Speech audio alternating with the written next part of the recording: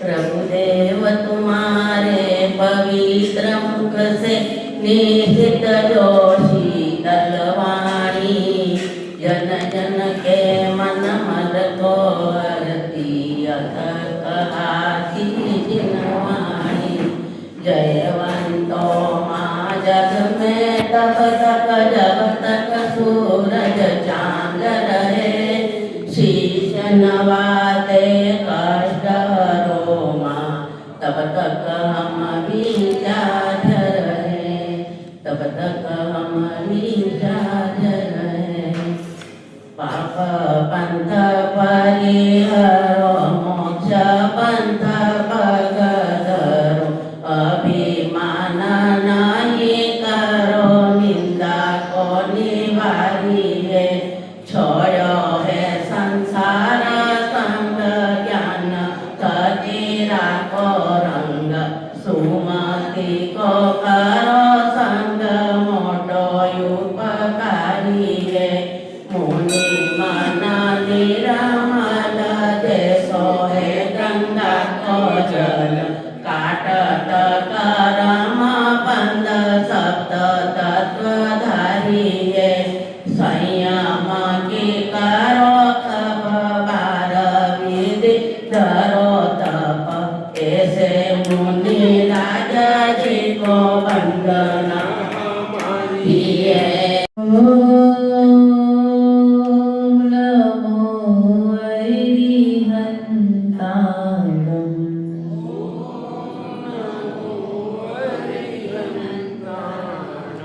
ओम नमो श्री सिद्धारम।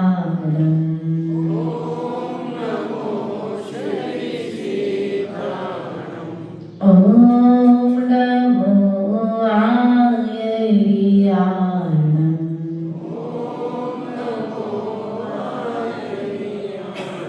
ओम नमो उपछायाणम।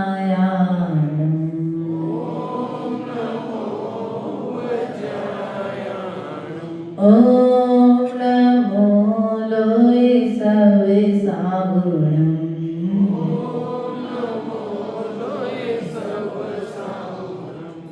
मेरी पवित्र महीने में गुरुदेव आओ, मैं शास्त्र वाचन करूं प्रतिभा जगाओ।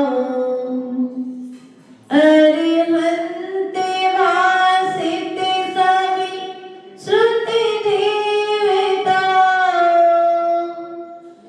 क्या बोलना अब मुझे तुम ही बताओ। बोले अनंत अनंत सिद्ध परमेश्वर भगवान की जय। देवादिदेव मूलनायक आदिनाथ भगवान की जय। देवादिदेव शासनायक भगवान महावीर स्वामी की जय। आचार्य भगवत कुंद कुंद स्वामी की जय। आचार्य भगवंत विराट सागर जी महाराज की, आचार्य भगवंत विशुद्ध सागर जी महाराज की, आचार्य भगवंत विभव सागर जी महाराज की।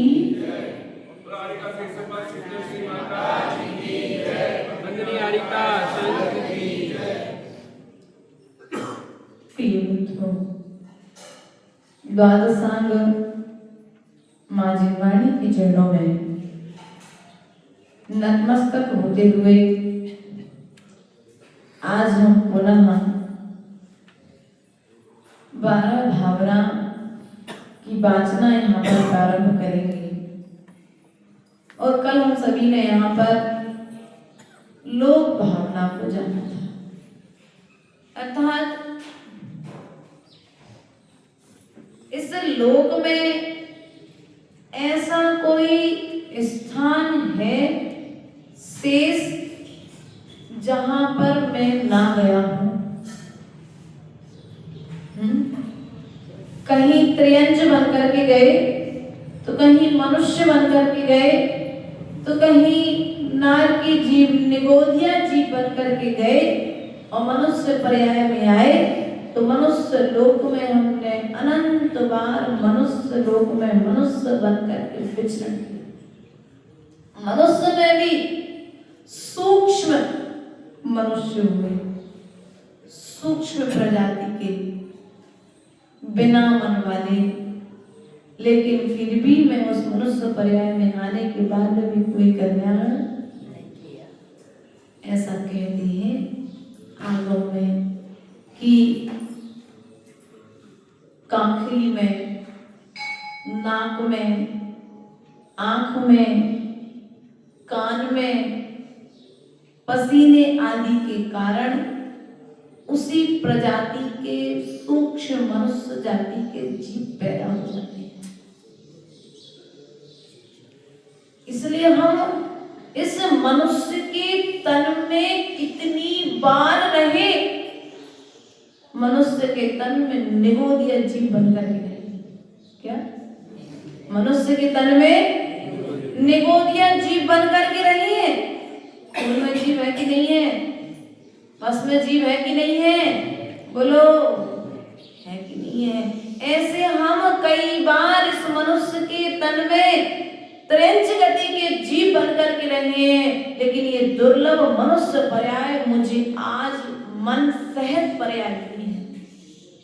और इस मन का दुरुपयोग हम मनमानी करने में कर रहे हैं।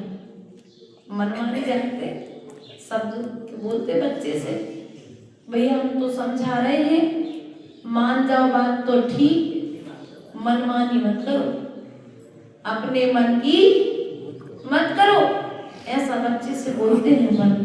लेकिन हम बड़े बच्चे मनमानी करते कि नहीं करते?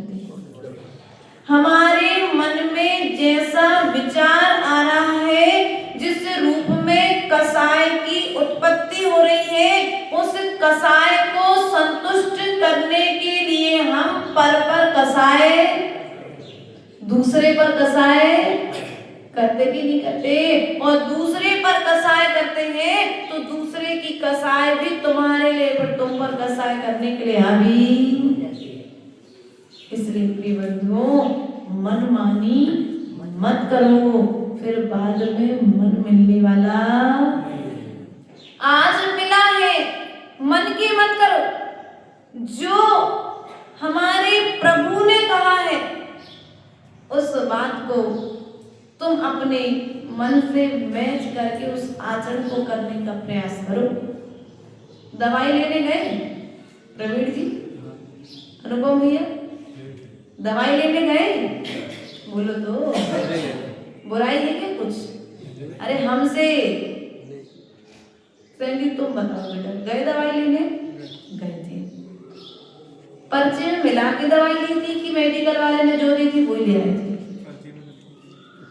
जो उसने तुमको दवाई दी थी वो दवाई तुमने ली तो थी, लेकिन लेने के पहले एक बार पर्चे में भी मिला ली थी। क्यों अनुपम? मिलाई थी कि नहीं मिलाई थी? और आप लोग क्या कर रहे हैं? वो दवाई वाले के पास से जाकर के दवाई तो पर्चे में मिला करके लेकर के आ रहे हो, लेकिन यहाँ पर प्रभु के चरणों में आकर के अपना पर्चा अर्थात अपना आचरण एक बार जिनवाणी के पर्चों से मिला तो लो। अनादिकालीन रोग को शांत करना है। इसमें लास्ट में आया था अपना ये रोग जो है ना अपन को, कौन सा रोग है? जन्म जरा और मृत्यु का जो रोग है, इस रोग को मिटाने के लिए हमको क्या करना है?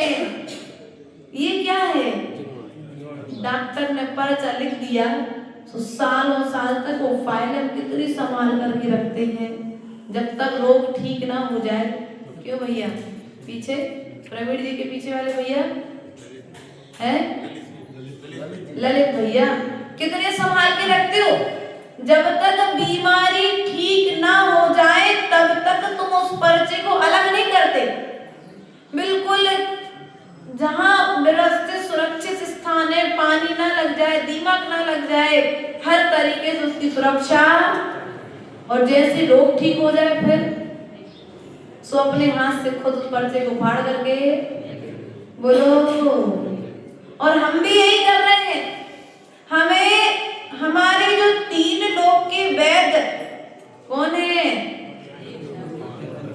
प्रभु 3 लोक के जीवों का इलाज करने के लिए ये पर्चा लिख करके गए हैं और हमें पर्चे पढ़ने की फुर्सत। बोलो, ये शास्त्र है, हमारे रोग के इलाज की दवाई इसमें लिखी है, लेकिन उस दवाई को हम पहले तुमने पर्चा ही नहीं खोला, सो दवाई खरीदने जाओगे कैसे भैया? हमें पर्चा खोलने की फुर्सत, तो फिर रोग ठीक होगा क्या? और रोग ठीक नहीं होगा तो बीमारी निरंतर। बात समझ में आई? तुम्हारे लिए लोक भावना का ऐसा कौन सा स्थान है जहां पर यह जीव नहीं गया और नहीं जा सकता है? अपने कर्मों के अनुसार यह जीव हर जगह पर गया है और हर जगह पर जा सकता है। वो जैसे कर्म करेगा वैसा फल, अपन बोलते ना, जैसी करनी वैसी, आज नहीं तो कल मिलेगा, लेकिन अपनी करनी का फल सबको। इस जन्म में ना सही परिभ्रम में मिलता है, इस जन्म में ना सही परिभ्रम में मिलता है, अपनी अपनी करनी का फल। 2 माँ के, 1 माँ के 2 बेटे। आ जाओ भैया, आगे आ जाओ। 1 माँ के 2 बेटे, एक ही माँ ने उसे जन्म दिया है, लेकिन एक बेटा अभिषेक कर रहा है, एक बेटा सुबह से अभिषेक का कलश उठा रहा है और एक बेटा सुबह से, समझ गए क्या उठा रहा है? बोतल उठा रहा है। दोनों जीव एक ही माँ की कोख से जन्मे हैं, लेकिन अपनी अपनी करनी का फल। बोलो, अपनी अपनी। एक फूल वो है जो भगवान को चढ़ता है, एक फूल वो है जो अधिक पर चढ़ता है। फूल दोनों एक ही गुलशन से निकले हैं, अपनी अपनी करनी का फल। बोलो तो, ये भजन हम बोलते हैं, लेकिन हमारे जीवन में आ रहा है क्या? एक पाषाण वह है जो भगवान की मूरत बनता है, और एक पाषाण वो है जो सड़कों पर बिछता है। दोनों पाषाण एक ही खदान से निकले हैं, लेकिन अपनी अपनी करने का फल। बस इस बात को समझ लो। एक बेटी वो है जो आरिका व्रतों को धारण करती है, और एक बेटी वो है जो विषय भोगों में चोरी ना है। दोनों बेटियां एक ही माँ के गर्भ से जन्म लिया, लेकिन कर्म दोनों के। ये भजन हम लोगों को बचपन में सुनने को मिलते थे, तो लगता था वास्तविकता में कुछ अच्छा करना चाहिए। माँ की कोख से जन्म लेने के पश्चात में, क्योंकि यहाँ पर बोधि दुर्लभ भावना आ रही है, और बोधि दुर्लभ भावना यहाँ पर यही कह रही है, दुर्लभ है निगोद से थावर अरुत्रस गति पाना। क्या मुझे एक बार माँ के गर्भ में आना बहुत सरल है? क्या माँ के गर्भ में आना बहुत सरल है, लेकिन माँ के गर्भ से जन्म ले पाना बड़ा कठिन है। क्यों? आप लोग जानते हो, 2, 4, 5 बच्चे गर्भ में आते हैं, लेकिन जन्म 1, 2, 3 कोई दे पाते ना, हो जाते बच्चे मिसकैरेज हो जाते ना कई बार। आया था जीव, मनुष्य गति का जीव था, इसलिए माँ के गर्भ में आया था, लेकिन उतना ही आयु कर्म लेकर के आया कि माँ के गर्भ में ही समाप्त हो गया। वो इस पृथ्वी पर पाँव भी। मैं पुण्यात्मा हूँ कि मुझे माँ के गर्भ से जन्म मिला, और जन्म को सार्थक करने के लिए संयम देने वाले गुरु मिले। क्योंकि जन्म की सार्थकता विषय भोगों को भोगने में नहीं है, गर्भ की सार्थकता गर्भ के आने में नहीं है। आचार्य भगवंत ने कहा है गर्भ की सार्थकता जन्म से है और जन्म की सार्थकता संयम से है और संयम की सार्थकता ज्ञान से है और ज्ञान की सार्थकता केवल ज्ञान से है और केवल ज्ञान की सार्थकता निर्वाण से है। इसलिए प्रिय बंधुओं, आप सभी परम पुण्यात्मा जीव हो कि नहीं हो? बोलो, डाउट में रहते हो तुम लोग, हो भी नहीं बोल पाते हो अच्छे से। परम पुण्यात्मा जीव हो कि नहीं हो? हो कि नहीं हो? हो है। अपन पुण्यात्मा जीव है क्योंकि मनुष्य गति में मुझे जन्म मिला है। क्या मुझे मनुष्य गति में जन्म मिला है, मन सहित जन्म मिला है। देखो इसी मनुष्य गति में हम लोग जंगल जाते हैं, वो खुशी है ना उसके बड़े पापा, देखो मनुष्य गति में जन्म तो मिला लेकिन पैर किसी के हाथ, एक भैया आते हैं देखो बैठे पीछे है, भले कोई कारणवश स्थिति नहीं रही लेकिन फिर भी भाव, चेहरे की भद्रता, परिणामों में शांति किस प्रकार से दिखती है।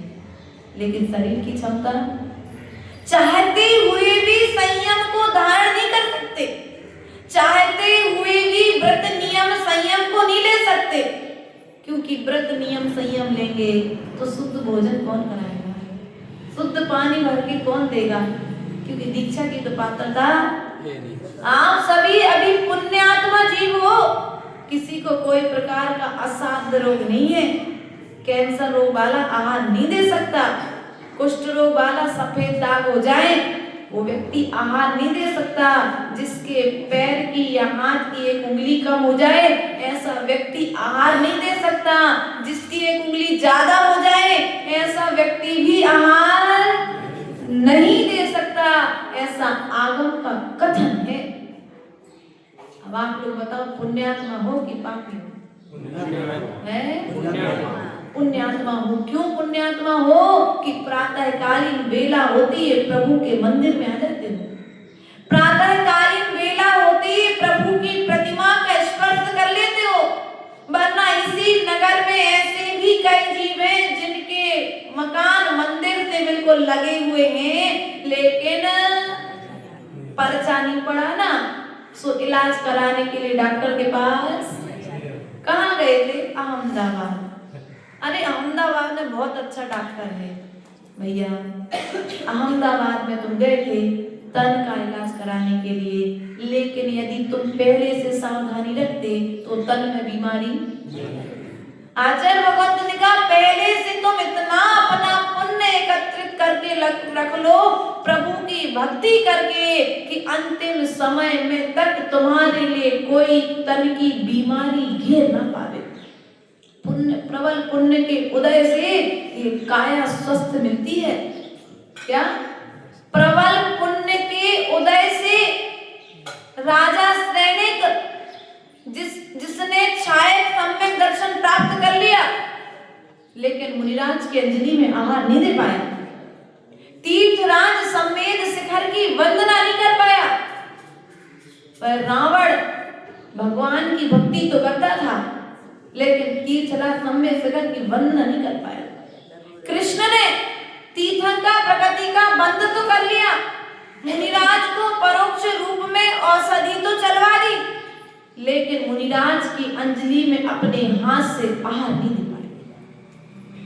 कृष्ण ने औषधि दान के प्रभाव से तीर्थंकर प्रकृति का बंध किया और 16वां तीर्थंकर निर्मल नाम का तीर्थंकर बनेगा अगली 24 में।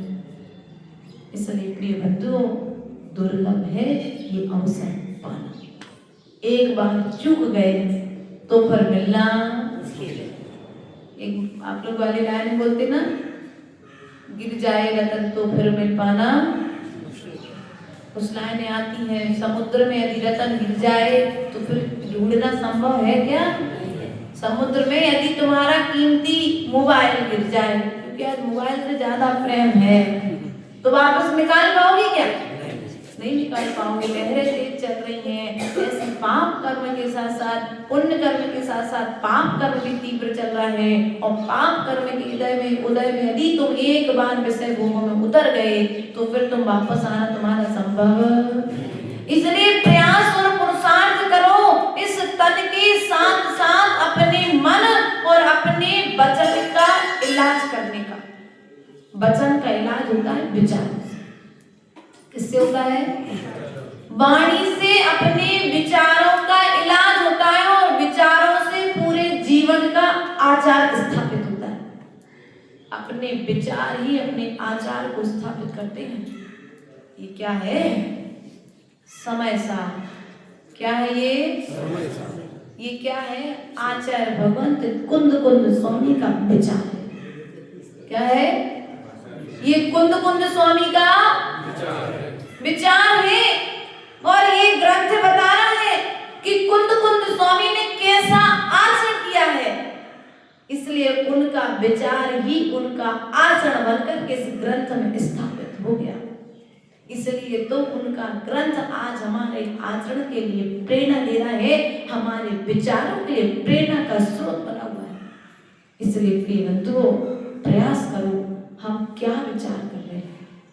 ग्लास में तुम्हें क्या भर करके पीना है ये तुम्हारे ऊपर निर्धारित करता है। पानी पियोगे, दूध पियोगे, नींबू पानी पियोगे, इनके अलावा और कुछ भी? क्या? छाछ भी पी लो, कोई बात नहीं। इसके अलावा और कुछ? नीम का काढ़ा, नीम के काढ़े के अलावा और कुछ भी ले सकते हो। तुम्हारे ऊपर डिपेंड करता है तुम्हें गिलास में भरना क्या है। तुम जो भरोगे वही ग्रहण कर पाओगे, जो भरोगे नहीं उसे ग्रहण भी। बस तुम किस तरह के दृश्यों को देख रहे हो, किस तरह के उन दृश्यों को देख करके किस तरह का विचार कर रहे हो, वह विचार तुम्हारे भीतर में भरता चला जा रहा है। और एक ना एक दिन में भरा हुआ विचार कभी ना कभी, अपन कहते हैं ना अब तो हम बहुत भर गए हैं एक कसाय रूप में, अब हम बहुत भर गए, अब हम सहन नहीं कर सकते, अब तो हम बदला बोलते ना। आप तो कसाय रूप में शब्द को यूज करते हो। भैया यदि भर गए होते तो केवल ज्ञान प्रकट होता, यदि तुम ज्ञान से भरते तो केवल ज्ञान प्रकट होता, लेकिन भरे भी तो काय से भरे? अब कसाय से भरे हो तो कसाय का फल क्या है? जो तुम्हें निरंतर कस रही है, तुम्हारे परिणामों को जो कस रही है, वो कसते हुए तुम्हारे परिणामों को क्रश कर रही है। क्या कर रही है? कस रही है और क्रश कर रही है। थ्रेशर देखा आप लोगों ने गिट्टी फोड़ते हुए? क्या करती वो गिट्टी? बड़े बड़े पत्थरों को अपने उस मशीन में डाल करके क्रश छोटे छोटे हिस्से कर देती कि नहीं कर देती? उसी तरह से हमारे भी हम क्या कर रहे हैं? कसाय करके हम अपने स्वयं के छोटे छोटे टुकड़े कर रहे हैं, स्वयं अपने बल को घटा रहे हैं, स्वयं अपने बल को बर्बाद कर रहे हैं। ध्यान रखना, जितनी बुद्धि ज्ञान सम्यक ज्ञान को एकत्रित करने में नहीं लगती, उससे कहीं ज्यादा बुद्धि कसाय को करने में लगती है, उससे कहीं ज्यादा शक्ति कसाय को करने में लगती है। विकेश भैया, सामान्यता से आप अच्छे से बात कर रहे थे, परिवार में बैठे बैठे समाज में 4 लोग बड़ी अच्छे से बैठे थे, बात कर रहे थे, अच्छा माहौल था, महावीर जयंती मनाई जा रही थी, एक कान से समझना, और सामने वाले ने किसी ने धोखे से तुम्हारे ऊपर झंडा गिरा दिया। अब क्या होगा? अभी तक ना बीपी हाई था ना बीपी लो था, कुछ भी घटना भीतर में नहीं घट रही थी, लेकिन अब क्या होगा?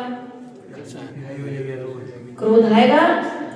क्रोध जब आएगा तो क्या करोगे? हाथ पैर अपने आप हाथ पैर कपने लग जाएंगे, आंखें लाल हो जाएंगी, मुख से अपशब्द अपन अपना आपा बोलो। अपनी शक्ति को हमने कहाँ बर्बाद किया? क्या नाम बेटा तेरा? हर्षित। कहाँ बर्बाद किया हमने अपनी शक्ति को? कसाय से हमने जितनी शक्ति एकत्रित की थी, उतनी शक्ति को एक क्षण में, ज्यादा क्षण नहीं, एक क्षण में चक्कर आने लगेंगे, व्यक्ति बेहोश हो जाएगा। कसाय इतना तीव्र तरीके से व्यक्ति की शक्ति का ह्रास करता है।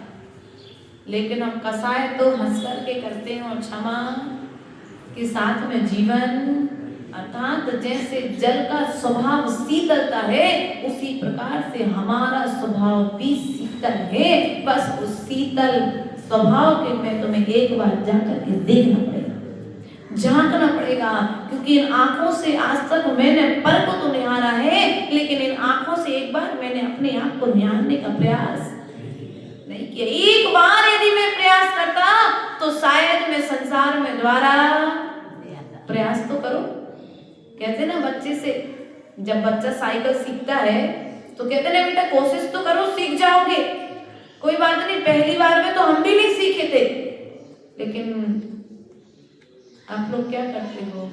अच्छे कार्य करने के लिए तो प्रयास नहीं करते हो, लेकिन पाप के कार्य को करना भी। इसलिए प्रिय बंधुओं, दुर्लभ है निगोद से थावर, निगोद से स्थावर। निगोदिया जी कहाँ पर रहते हैं? पुरसाकार है ना अपना ये लोग, तो निगोदिया जी कहाँ रहते पता है आप लोगों को? नहीं पता? नहीं। निगोदिया जी तो सर्वत्र विचरण करते हैं, लेकिन फिर भी एक उनका एक स्थान, मुख्य रूप से उनका स्थान, वह स्थान है सातों पृथ्वियों के नीचे में कलकल भूमि। कौन सी भूमि है? कलकल भूमि। और उस कलकल भूमि से निकल करके जीव क्या बनता है? स्थावर। स्थावर अर्थात पृथ्वी का एक, जल का एक, अग्नि का एक, वायु का एक और वनस्पति। इस निगोद से निकल करके स्थावर हुआ और स्थावर से फिर अरुत्रस गति पाना। तरस गति अर्थात मनुष्य गति, 2 इंद्री, 3 इंद्री, 4 इंद्री और 5 इंद्री की अपेक्षा से यहाँ पर त्रस पर्याय को घटित किया गया है। उससे भी ज्यादा दुर्लभ क्या है? त्रस पर्याय पाना, और 2 इंद्री आदि पर्याय से भी दुर्लभ है ये मनुष्य पर्याय पाना, अर्थात मनुष्य पर्याय में भी दुर्लभ है। नरकाया को सुरपति तरसे, क्या कहा अगली लाइन में? उससे भी दुर्लभ क्या है? मनुष्य गति पाना। इस नरकाया के लिए कौन तरसते भैया? बोलो तो। तुम लोग कहाँ जाने की तैयारी कर रहे हो? अरे अंकित कहाँ जाना भैया तुम्हें?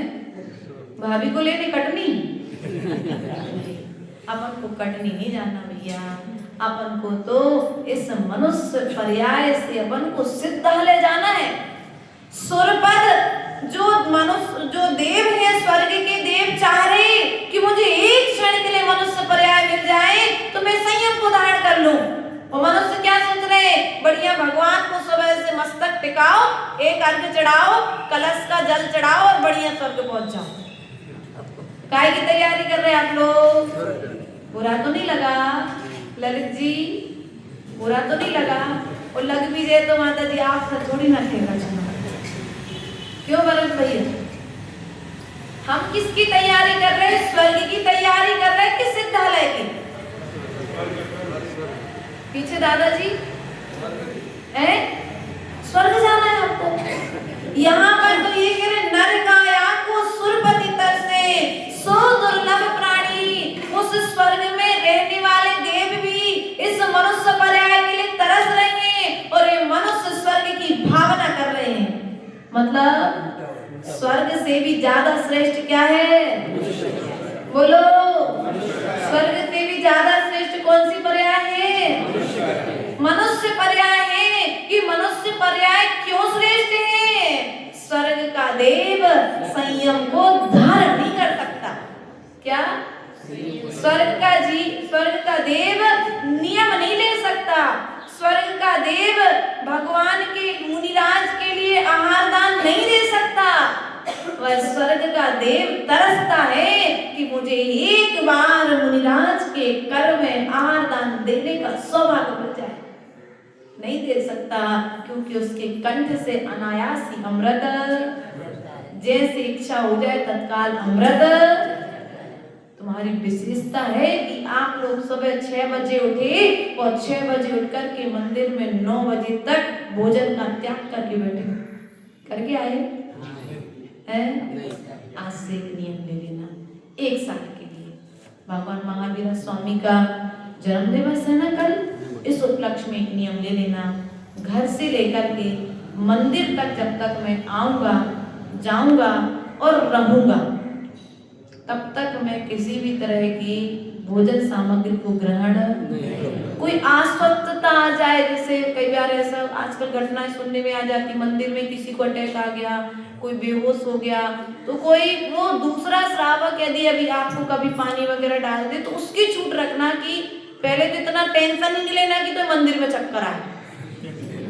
हाँ, इतना काम नहीं करना घर में कि मंदिर में 4 लोग को उठा के घर ले जाना पड़े, है ना। और यदि धोखे से हो भी जाए तो इतना नियम जरूर रखना कि यदि कोई दूसरा मेरे नियम में किसी प्रमादवश हो जाए कोई गलती, तो हम गुरुजनों से प्रायश्चित कम से कम 9 बजे तक के भोजन का त्याग का फल तो आपको मिलेगा कि नहीं मिलेगा। लेकिन माता जी के ना, जब तक आप हो, जब तक 9 बजे तक, और आप चले जाओगे तो 7:30 बजे चाय तो चालू हो जाती ना। ध्यान रखना, धीरे धीरे जो कार्य आप नहीं करते हो बेटा, उन कार्यों के नियम में उसमें भी कर्म की निर्जरा। इस मनुष्य पर्याय की दुर्लभता है कि तो मनुष्य पर्याय में 3-4 घंटे तक बिना कुछ खाए पिए नियम के साथ मंदिर में बैठो, ये भी पुण्य कर्म का उदय है कि नहीं है। लेकिन तुम लोग इसका इस रत्न का मूल्य, एक बार की बात है, एक सेवक के लिए ज्ञात हुआ कि उसके गुरु के पास में पारस मणि है। वो अपने गुरु के पास गया और उसने गुरु से कहा कि गुरुदेव मुझे पारस मणि चाहिए। गुरु ने कहा ठीक है, तुम्हें यदि पारस मणि प्राप्त करना है तो फिर तुम मेरे पास 12 वर्ष तक रहो, ठीक है। पारस मणि एक बार यदि मिल जाए तो लोहा सोना हो जाए। उसने कहा ठीक है, 12 वर्ष तक बिना कुछ करे आगे की जीवन अच्छा निकलेगा, पारस मणि मुझे मिल जाएगी। वो गुरु के पास में रहा, 12 वर्ष तक रहा, साधना की, सब कुछ अच्छा किया, और साधना करने के बाद में जब 12 वर्ष पूर्णता को प्राप्त हुए तो उसने गुरुजी से कहा, गुरुजी 12 वर्ष हो चुके हैं, अब मेरे जाने का समय है, आप मुझे वो पारस मणि दे दीजिए जैसा मेरा और आपका एग्रीमेंट था। गुरुजी ने कहा ठीक है, एक काम करो, अपन जिस कक्ष में रुकते हैं उस कक्ष में खप्पर के अंदर पहले ऐसे सामान लगा देते थे ना, बोले उस खप्पर के अंदर में वो पारस मणि रखी है, तुम निकाल लाया। वो पारस मणि लेकर के बढ़िया खुश हो गया कि मेरा लक्ष्य, अभी तक पारस मणि जब तक हाथ में लिए था इतना खुश था कि मुझे पारस मणि मिल गई, अब मैं घर जाऊंगा, जितना भी मेरे पास सामान है मैं उस पारस मणि से लगाऊंगा, अब मुझे जितना सोना चाहिए मैं उतना सोना बना लूंगा और बहुत बड़ा आदमी हो जाऊंगा। अभी तक बहुत खुश था, लेकिन रास्ते में चलते चलते मन में विकल्प आ गया, ये पारस मणि यदि इतनी ज्यादा कीमती होती तो गुरुदेव ऐसे साधारण तरीके से पत्थर को इसमें खप्पर में क्यों रखते। मतलब इनके पास इससे भी ज्यादा कीमती कोई चीज और है क्या। मतलब इतने सामान्य तरीके से इनको पारस मणि को प्राप्त करने के लिए 12 वर्ष से इनके पास में रह रहा हूँ और इनने इतने साधारण तरीके से मुझे पारस मणि दे दी और इतने साधारण से स्थान पर लगा दी कि कोई भी आराम से चोरी करके ले जाए। मतलब इससे भी ज्यादा कोई कीमती चीज गुरुजी के पास में है, जब तो इन्होंने पारस मणि को इतने साधारण तरीके से अपने पास में, बस उस व्यक्ति की तरह हमारी भी स्थिति, हम जिस वस्तु को प्राप्त कर लेते हैं उस वस्तु को प्राप्त करने के पश्चात में हम संतुष्टि को प्राप्त नहीं होते। स्वर्ग में जब थी तो इस मनुष्य पर्याय के लिए तरस रहे थे और मनुष्य पर्याय में आकर के बोलो स्वर्ग तो मात्र भैया इतना से स्थान है। शिखर जी जाना है तो ईसरी में रुकना पड़ेगा। क्या शिखर जी जाना है तो ईसरी में रुकना पड़ेगा। बिना ईसरी रुके तुम शिखर जी नहीं पहुंच सकते। पहुंच जाओगे क्या? चारों दिशाओं से इस तरीके से शिखर जी बना है कि चारों दिशाओं से आने वाले जीव को पहले ईसरी उतरना पड़ेगा, तब फिर जाकर वो शिखर जी। ऐसी तुम 3 गतियों में कहीं पर भी रहो, तुम्हें यदि सिद्धालय जाने की भावना है तो तुम्हें पहले मनुष्य और मनुष्य के पश्चात में यदि अभी तो पंचम काल में है नहीं हुई है व्यवस्था तो स्वर्ग में ठहरना तो। लेकिन तुम्हारा लक्ष्य ईसरी तक जाना था क्या? बोलो मयंक के पीछे वाले भैया, तुम्हारा लक्ष्य शिखर जी जाना था कि तुम्हारा लक्ष्य ईसरी जाना था? अरे भैया शिखर जी के लिए ऑटो मिल ही नहीं रहा है तो एक काम करो ईसरी तक तो पहुंच जाओ। शिखर जी के लिए ऑटो तुम्हारे घर से डायरेक्ट है नहीं है, और जब डायरेक्ट ट्रेन नहीं है तो ईसरी तक तो पहुंच जाओ। वहां पहुंच करके हम थोड़ा बहुत कोई भी जुगाड़ करके, अपनी भाषा में आप लोग बोले जुगाड़ करना, मतलब हेल्प लेकर के किसी से भी मदद लेकर के हम शिखर जी तक पहुंच जाएंगे। तो कम से कम तीसरी है शिखर, अपना जो स्वर्ग है वे क्या है? बोलो स्वर्ग क्या है और सिद्धालय क्या है? हमारा लक्ष्य क्या है? अब भूलना मत अनुभव, कभी नहीं कहना कि मुझे स्वर्ग जाना है।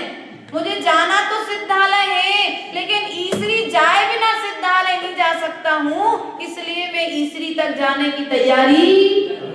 अभी ईसरी जाने की तैयारी नहीं कर रहा। ईसरी तो एक बीच का स्टॉप है, शिखर जी जाने की तैयारी करना है। हम लोग कहाँ जाने की तैयारी कर रहे हैं माता जी? कहाँ जाने की तैयारी कर रहे हैं? सिद्धालय जाने की तैयारी हम लोग कर रहे हैं, स्वर्ग जाने की तैयारी। इस त्याग का फल क्या है? त्याग का फल क्या है अध्यक्ष महोदय जी? त्याग का फल क्या है? विषय भोग। तुमने क्या किया? तुम्हारे पास अच्छे दाने मिले थे लेकिन भूमि की पहचान नहीं थी, सो तुमने बंजर भूमि में डाल दिए। अब सोच रहे हो कि फल आएंगे, लेकिन फल मिलने वाले ऐसे तुमने किया। तुम्हें अच्छी क्वालिटी के बीज मिले थे। मनुष्य पर्याय सर्वश्रेष्ठ पर्याय है, चारों गतियों में सर्वश्रेष्ठ पर्याय है मनुष्य पर्याय। सबसे अच्छे बीज मिले थे तुम्हारे लिए, 1 नंबर क्वालिटी के। अब तुम चाहते तो संयम रूपी भूमि पर बो देते, श्रद्धा रूपी भूमि पर बो देते, तो आगे जाकर के चारित्र के फल तुम्हें प्राप्त हो जाते। लेकिन तुमने इसे बंजर भूमि में बो दिया, सो मनुष्य पर्याय पूरी। पहले तो मेहनत करके टंकी में पानी भरा, क्या किया? पहले तो मेहनत करके टंकी में पानी, टंकी खाली हो गई थी, घर के पूरे नल बंद, सो कुएं से खींचा और खींच करके सीढ़ी चढ़ के 1-1 बाल्टी पानी तुमने टंकी में डाला, और टंकी में डालने के पश्चात में नल बंद करना भूल गए तो पूरा पानी। अब सोचो उस समय क्या स्थिति होगी यदि ऐसी घटना घर में हो जाए। तुम बड़ी मेहनत से पानी भरो और कोई बच्चा नल चालू कर दे तो तुम्हारी मना स्थिति क्या होगी? सुशील जी आ जाए नाती और नल चालू छोड़ दे, कितना भी प्रिय हो, गुस्सा तो आ ही जाएगी। विकेश भैया मिलन, गुस्सा तो आएगी कि नहीं आएगी? अपना कितना भी प्रिय हो, लेकिन पुरुषार्थ करने के पश्चात में वो नल का पानी आपके उपयोगी स्थान तक ना पहुंचे तो फिर आपकी क्रोध कसाए बस पुरुषार्थ किया, तुमने नरकों में पुरुषार्थ किया कि मुझे एक बार मनुष्य गति मिल जाए। तुमने स्वर्ग में रह करके पुरुषार्थ किया कि मुझे एक बार मनुष्य गति मिल जाए। तुमने त्रिंच गति में रह करके पुरुषार्थ किया कि मुझे एक बार मनुष्य गति मिल जाए। अब मिल गई तो अपने हाथ से स्वयं टंकी का नल खोल करके पानी बहा रहे हो, दूसरा नहीं बहा रहे हैं। स्वयं विषय कसायों में लीन होकर के अपनी पर्याय को बर्बाद कर रहे कि नहीं कर रहे? बात समझ में आई? नर काया को सुरपति तरते सो दुर्लभ प्राणी, उत्तम देश सुसंगति दुर्लभ। क्या उत्तम देश? बड़े सौभाग्यशाली हो कि तुम्हें भारत देश आर्य खंड में जन्म मिला है। कहां पर मिला? बोलो। आर्य खंड में तुम्हें जन्म मिला, और आर्य खंड में भी भरत क्षेत्र में जन्म मिला, और भरत क्षेत्र में भी तुम इस बागड़ प्रांत में हो, राजस्थान में जन्म मिला, बुंदेलखंड में जन्म मिला, किसी को महाराष्ट्र में जन्म मिला, कम से कम तुम्हें तमिलनाडु में तो जन्म नहीं मिला। तमिलनाडु में भगवान तो है, लेकिन चारित्रधारी मुनिराजों की मुद्रा का दर्शन वहां पर होने वाला। आसम साइड मुनिराजों का प्रवेश निषेध है, सरकारी आदेश है। सौभाग्यशाली हो कि तुम्हारे नगर में एक साधु जा रहा है और दूसरा आ रहा है। ध्यान रखना, परम पुण्यात्मा जीव हो कि तुम्हें दिगंबर मुद्रा के दर्शन इस पंचम काल में हो रहे हैं। तुम्हें कहीं नहीं जाना पड़ रहा, तुम्हारे द्वारे पर साधु तुम्हें दर्शन देने आ रहे, तुम्हारे पुण्य की उदय से। किसके पुण्य की उदय से? बोलो। अगर कोई महाराज जी आ जाए ना, तो कभी ये नहीं कहना कि रीतेश लेकर के आया, और कभी ये भी नहीं कहना कि सैंडी लेकर के आया। नहीं, कोई लेकर के नहीं आया, मेरे पुण्य के उदय से आप आए हो। किसके पुण्य के उदय से? बोलो। मौन लेके बैठे क्या? थक गए? कल ज्यादा भजन गा लिए थे, मेहंदी ज्यादा लगी शायद, इसलिए। ध्यान रखना, किसके पुण्य के उदय से आए हैं? बोलो।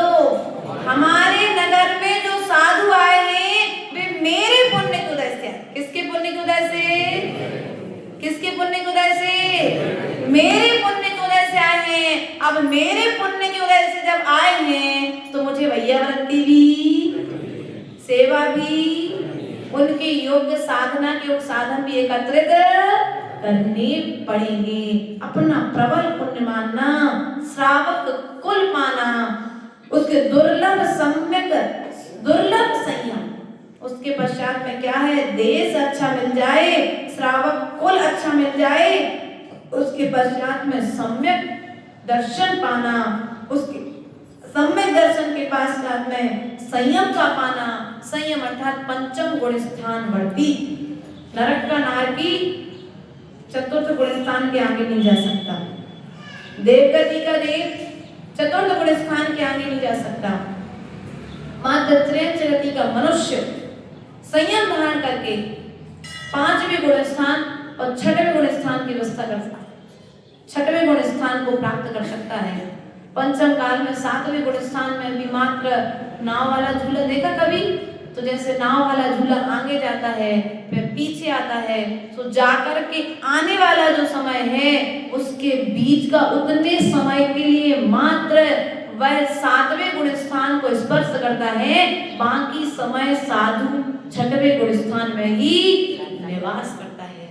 छठवां गुण स्थान है प्रमत्त गुण स्थान। कौन सा गुण स्थान है? अर्थात प्रमाद सहज। क्या बोल जो एक बार?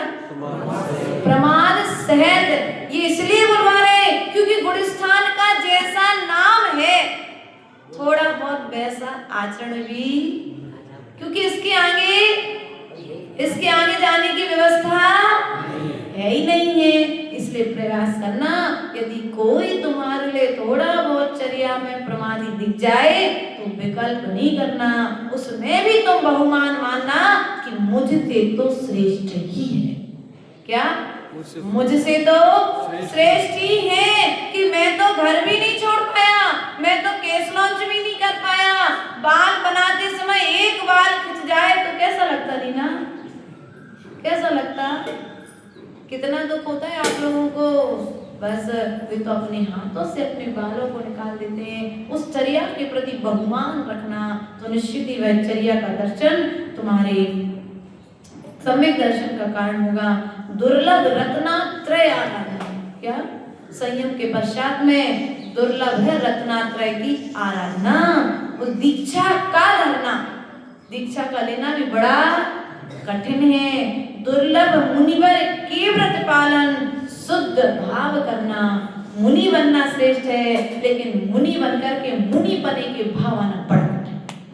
क्या मुनि बनकर के मुनि बने के भाव आना बड़ा कठिन है। इसलिए कहा है दुर्लभ मुनिवर के व्रत पालन, शुद्ध भाव करना। दुर्लभ से दुर्लभ है चेतन, बोधि ज्ञान पावे, पाकर केवल ज्ञान नहीं फिर इस भाव में आवे। ये सब प्राप्त कर लोगे तो फिर इस मनुष्य पर्याय में द्वारा आना नहीं पड़ेगा। इन्हीं भावनाओं के साथ बोले भगवान महावीर स्वामी की